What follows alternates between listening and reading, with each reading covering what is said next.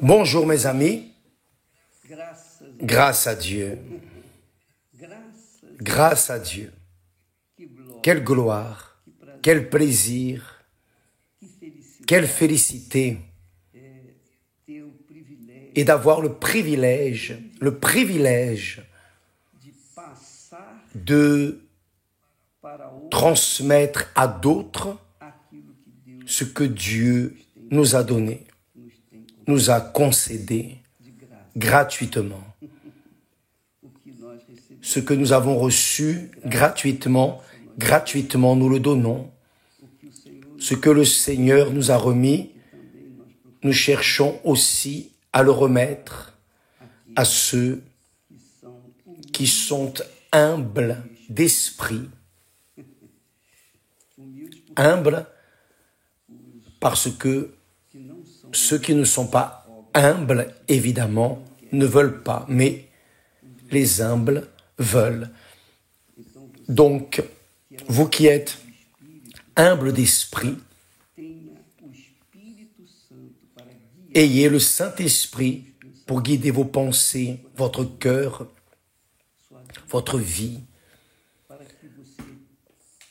pour que vous soyez heureux, heureuse en tout ce que vous faites, parce que c'est la volonté de Dieu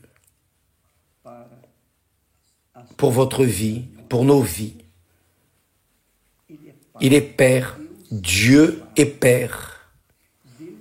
Dieu est Père. Et comme tel, il veut le meilleur pour ses enfants. Bien sûr, bien sûr. Les enfants, de leur côté, doivent prêter oreille à la voix du Père pour être heureux. S'ils ne lui prêtent pas l'oreille, le Père ne peut rien faire pour eux. Rien. Parce que c'est un droit de tous. Accepter ou rejeter la parole de Dieu. Vous avez l'autorité, le pouvoir sur votre vie. Vous pouvez être la personne la plus pauvre de ce monde, la personne la plus malheureuse de la terre, peu importe. Si vous prêtez l'oreille à la voix de Dieu, à la parole de Dieu, vous serez heureux, vous serez la personne la plus heureuse de la terre. De la plus malheureuse à la plus heureuse de la terre. La richesse que Dieu proportionne à ses enfants est inégalable. Elle est inestimable. Elle est si grande que les intellectuels, les sages de ce monde ne réussissent pas à comprendre, ni percevoir, ni comprendre rien, zéro. Ils ne comprennent rien parce qu'ils n'ont pas d'oreille pour entendre ce que Dieu a à leur donner. Mais à ceux qui sont humbles d'esprit, Jésus a dit, le premier discours, le premier enseignement de Jésus, le ministère de Jésus a commencé ainsi, lorsqu'il est monté sur la montagne des Oliviers et a dit, heureux, heureux, c'est-à-dire, c'est cela, heureux, les pauvres en esprit. Ce n'est pas pauvre en conditions financières, en sagesse.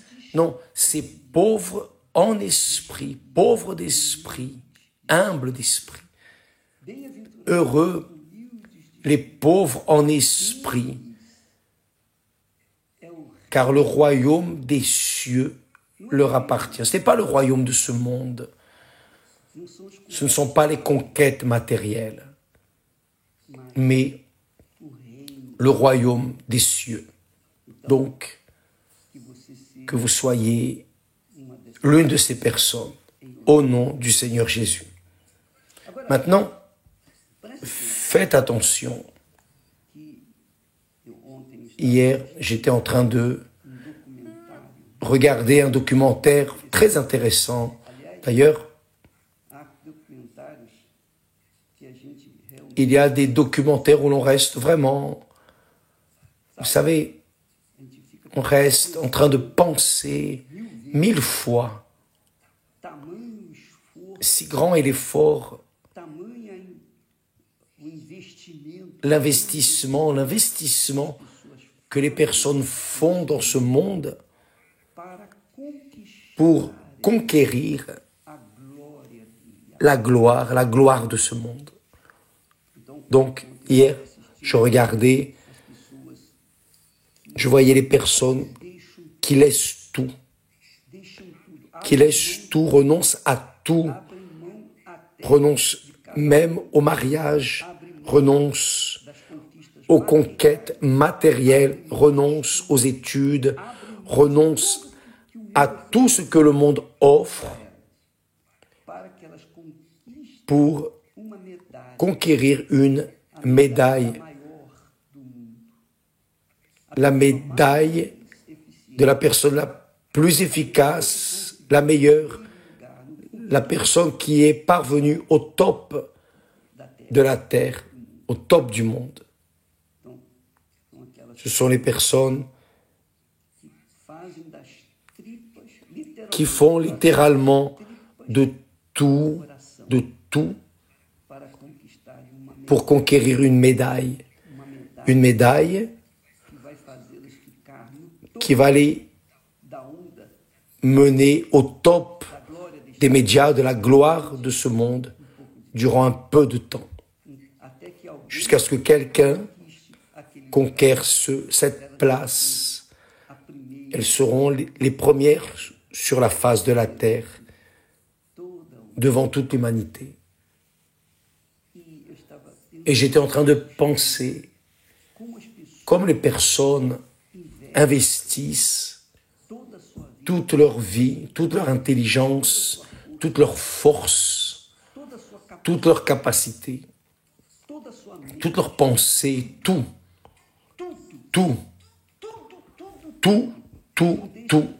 Elles ne laissent rien. Elles ne laissent absolument rien, zéro. Elles mettent tout dans la conquête pour être un jour adorées par le monde et dire « Oh, tel a conquis le top, le podium, la première place. » Et je pensais, malheureusement, cela ne se produit pas normalement parmi les personnes parce que Jésus a dit la chose suivante. Voyez, il a dit, ainsi donc, quiconque d'entre vous, c'est Jésus qui parle, ce n'est pas moi, c'est Jésus. Ainsi donc, quiconque d'entre vous ne renonce pas à tout ce qu'il possède ne peut être mon disciple. Vous savez que en mathématiques, nous comprenons la chose suivante. En mathématiques, c'est ainsi. Lorsque l'on dit tout, il n'y a pas d'exception, c'est tout. On ne laisse rien de côté. Il ne reste rien, c'est tout. Tout, c'est tout.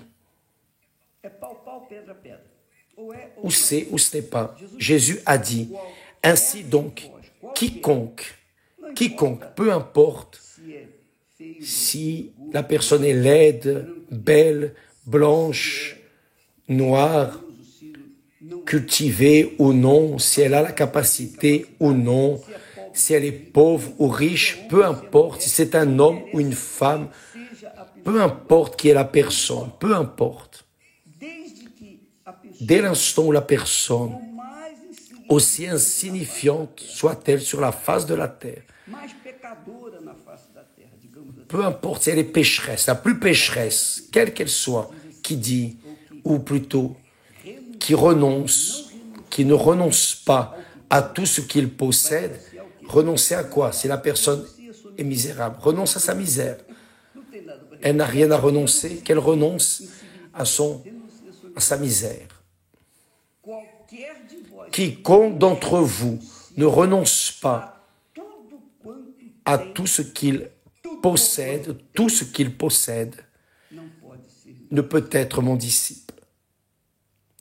Donc, ceux qui atteignent la première place dans ce monde, les grands conquérants de ce monde, je me rappelle, à mon époque, Garrincha était le meilleur joueur du monde, personne ne le passait. Il était le meilleur. J'aimais Garrincha. J'étais fan de Garrincha. Vous ne devez pas le connaître, mais il faisait la différence. Il valait pour la moitié de l'équipe. Mais le pauvre, il est arrivé au top, au sommet de la vague, mais ensuite, il est tombé. Il a perdu. Il a tout perdu. Un jeune homme bon, mais il a tout perdu. Et on ne parle plus de lui. Son nom est resté écrit dans l'histoire du football. Mais qui a accès? Peu de personnes vont étudier l'histoire du football. Donc, sa gloire était pour un certain temps, et après c'est fini. Celle de Pelé, la même chose. Pelé, un grand joueur, le plus grand du monde.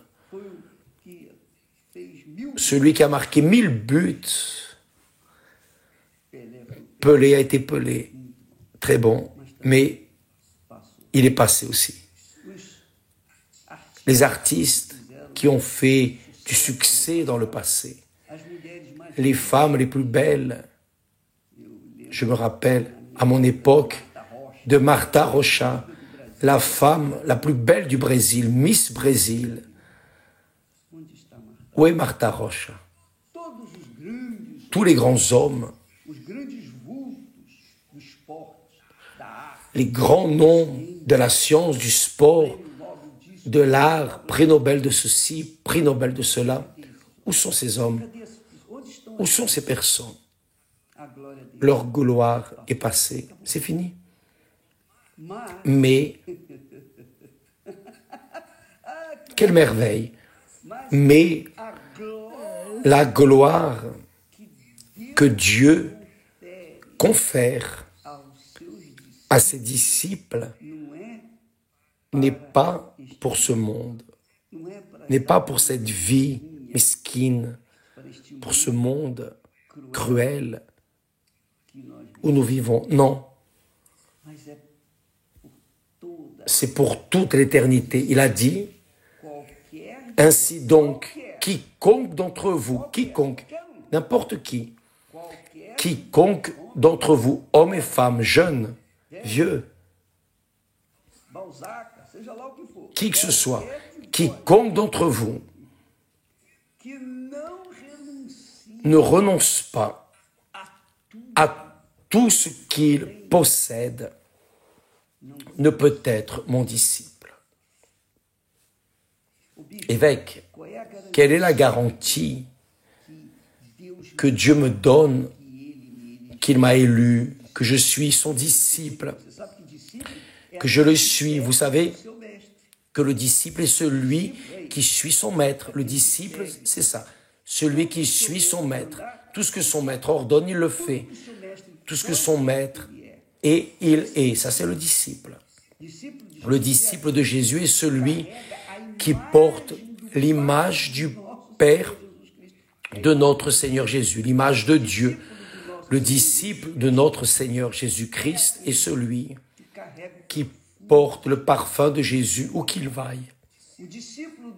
Le disciple du Seigneur Jésus-Christ est celui qui porte en soi l'Esprit de Jésus, le Saint-Esprit, qui a la pensée de notre Seigneur Jésus-Christ, qui parle comme Jésus parlait, qui agit comme Jésus agissait, qui fait ce que Jésus ferait, s'il était dans sa peau. Ça, c'est le disciple du Seigneur Jésus. Mais pour être ce disciple parfait, il doit renoncer à tout ce qu'il a, tout. D'abord, le Maître, le Seigneur Jésus, qui est aimé Dieu par-dessus tout, de tout le cœur, toute la force, toute l'âme, 100%. Ça, c'est aimer Dieu, c'est renoncer au père, à la mère, aux enfants, épouse, mari, famille, position sociale, tout, argent, gloire de ce monde, tout. Renoncer à tout pour être seulement un disciple. Alléluia. Mes amis, quelle est la garantie que j'ai, que je suis disciple de notre Seigneur Jésus-Christ? La garantie est la joie, l'allégresse dans mon âme permanente de mon salut. Je n'ai pas le moindre doute de mon salut. Je n'ai pas le moindre doute, zéro, absolument rien, aucun doute. Et c'est ce que j'essaie de transmettre aux personnes, donner aux personnes ce que Dieu m'a donné. C'est ce que nous cherchons à faire. Je sais que beaucoup, par ignorance, une ignorance complète spirituelle, ne comprennent pas et pensent que nous cherchons la gloire de ce monde ou l'argent, la position sociale. Non, jamais, à aucun moment, jamais. Et mon témoin est avec moi et confirme en moi depuis le jour où nous avons embrassé la foi. J'ai dit à mon Seigneur, à mon Père, aide-moi, enseigne-moi à leur donner aux autres personnes ce que tu viens de me donner. Je veux cela, juste cela. C'est ma gloire. Ma gloire, c'est celle-ci. Mener aux personnes ce que Dieu m'a donné. Et là, a surgi l'Église universelle dans le monde. La gloire est du Seigneur qui est en moi. Elle n'est pas mienne, grâce à Dieu. Donc, cette conviction personnelle, cette certitude absolue me rend si heureux, parce que rien dans ce monde brille pour moi. Rien n'a de valeur dans ce monde, si ce n'est mon salut et le salut de ceux qui sont avec nous. Donc, lorsque nous renonçons à notre propre vie, qui est le baptême d'eau c'est cela. Vous renoncez à votre vie, vous renoncez à votre vie, vous renoncez à vos volontés, à vos désirs, vous renoncez à vos rêves, vos projets personnels, et vous mettez tout sur l'autel. Cela fait de vous un disciple de notre Seigneur Jésus. Et cela vaut la peine de dire et de répéter une chose qui m'est arrivée. Je n'étais pas converti. J'écoutais la parole de Dieu. J'acceptais Jésus comme mon sauveur, mais je n'avais pas livré ma vie. Donc, je pensais à mes plans. J'étudiais, je me préparais pour la faculté. Alors, pensant à conquérir une vie, me marier, former mon foyer, vivre une vie stable, enfin, ce que tout le monde pense. Le Saint-Esprit a parlé clairement, tout comme vous m'écoutez clairement, le Saint-Esprit m'a parlé clairement. À quoi bon gagner le monde entier et perdre ton âme? Lorsqu'il m'a dit cela, j'ai compris son projet. J'ai compris parfaitement ce qu'il disait. Il disait exactement cela. Quiconque d'entre vous ne renonce pas à tout ce qu'il possède ne peut être mon disciple. En ce moment, cet instant, j'ai dit oui, Seigneur, me voici. Et dès lors, mes amis, cette félicité, cette gloire, cette majesté du Saint-Esprit en nous est ce que nous cherchons à vous transmettre aux personnes, vous y compris. Donc, quotidiennement, nous sommes là et nous ne nous fatiguons pas de parler, annoncer ce que Jésus veut faire dans votre vie. Il vous a choisi juste par le fait de participer à ce live. Quotidiennement, cela montre que vous êtes intéressé. Et c'est pour vous que nous sommes là, pour vous parler. Voyez, faites attention, Jésus veut être votre maître, votre Seigneur. Mais pour cela, pour être son disciple, pour suivre ses pas, vous devez renoncer à votre vie, votre volonté, votre âme. Vous devez mettre tout à ses pieds. Là, oui, le Saint-Esprit viendra sur vous pour faire de vous une nouvelle créature. Grâce à Dieu. Avez-vous la certitude de votre salut? C'est la question que je pose. Avez-vous la certitude où va votre âme si vous partez maintenant? Car on ne sait pas ce qui arrivera dans une minute, oui ou non? Mais qui a la certitude de son salut est joyeux. Plus s'approche le jour de notre départ, plus je suis heureux. Je suis fou pour laisser ce monde. Vous croyez, que vous croyez ou non, patience. Ce qui compte, c'est ce que Dieu pense de moi. Ce qui compte, c'est ce que moi, j'assume en moi. Le reste, l'opinion des autres, m'importe peu. Que Dieu vous bénisse tous et à demain, au nom du Seigneur Jésus. J'espère vous avoir aidé. Amen.